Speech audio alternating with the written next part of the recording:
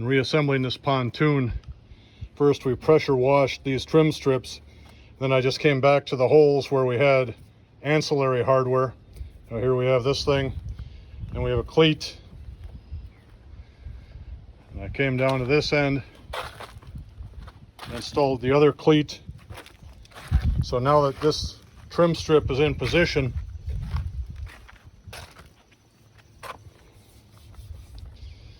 I just go to each hole, put this big screwdriver in there, and I'm punching a hole down through the carpet and the glue.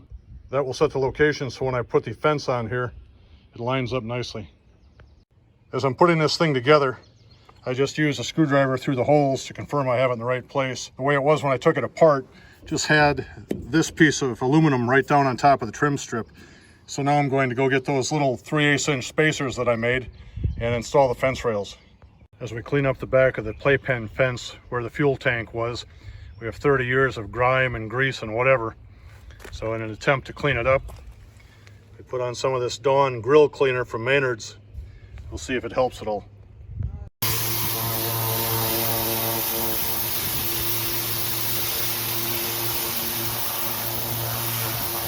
This portion, apparently they were in an accident of some type. And when they repaired it, they did kind of a crappy job. This is what it looks like from the outside. So I'm going to disassemble what they have on there and see if I can't straighten this out. Well, I removed the piece that was buggered up from the frame. Now I'm going to use the same roller I used for my glue, see if I can roll it flat. This is what the piece looks like right now. I'm going to try to roll that big bend out of there, see if I can't straighten this thing out and make it more presentable. So rolling with the 4-inch PVC took out a lot of it, and what I'm doing now is making a little sandwich.